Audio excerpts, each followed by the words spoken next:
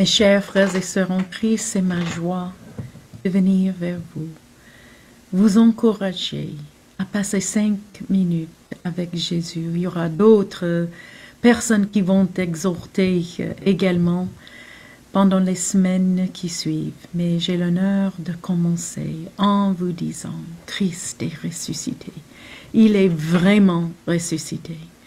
Je suis venue aujourd'hui parler dans la lumière de la résurrection de nos larmes, parce que nous avons passé une année pleine de larmes, n'est-ce pas? C'était une année difficile pour nous tous et pour quelques-uns, quelques-unes, catastrophiques, avec des pertes qu'ils n'auraient pas imaginées il y a 14 mois.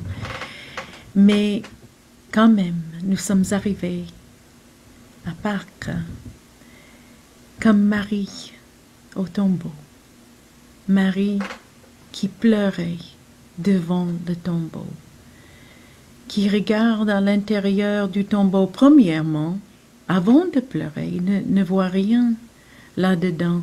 Mais quand elle revient avec les frères s'en vont sans l'aider, elle est en train de pleurer. Et cette fois, quand elle regarde dans le tombeau, elle voit quelque chose.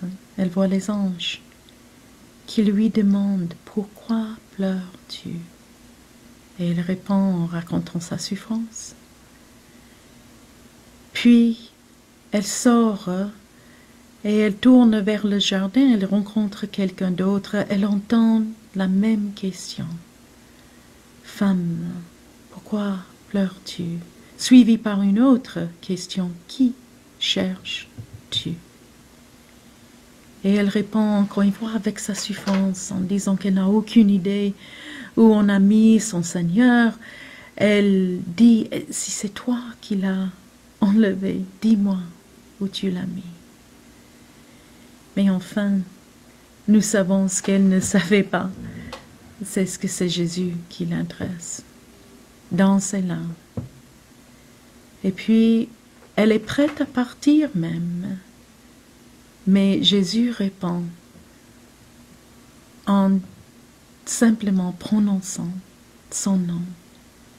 Marie, Marie. Et elle sait en ce moment que le Seigneur qui l'avait tant aimé est là. Il est là avec toi. Je suis convaincue qu'elle n'aura pas pu reconnaître le Seigneur sans avoir pleuré. Que ce sont ces larmes qui permettent à ce qu'elle soit honnête par rapport à tout ce qu'elle a perdu, à toutes ses doléances, ses souffrances.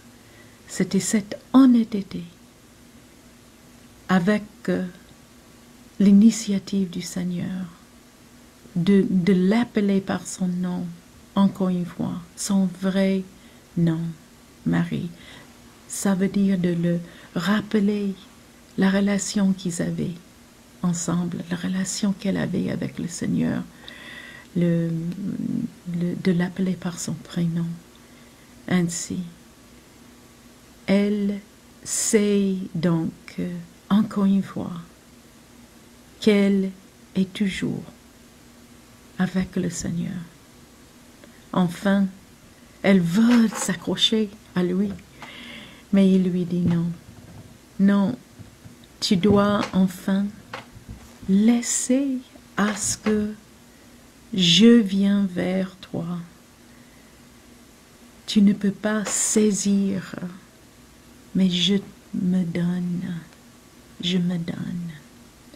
Le Seigneur revient dans les moments difficiles que nous vivons pour nous donner encore une fois son amour, son assurance, sa vie même. Ce Seigneur qui est venu pleurer nos larmes avec nous. Ce Seigneur qui a promis d'essuyer toutes les larmes de nos visages. Ce Seigneur qui représente la réalisation du psaume 126. Ceux qui sèment en larmes moissonneront dans la joie. Sachez que le Seigneur a pleuré tes larmes avec toi, vos larmes avec vous. Sachez qu'il nous emmène vers la joie de la résurrection, maintenant et pour l'éternité. Amen.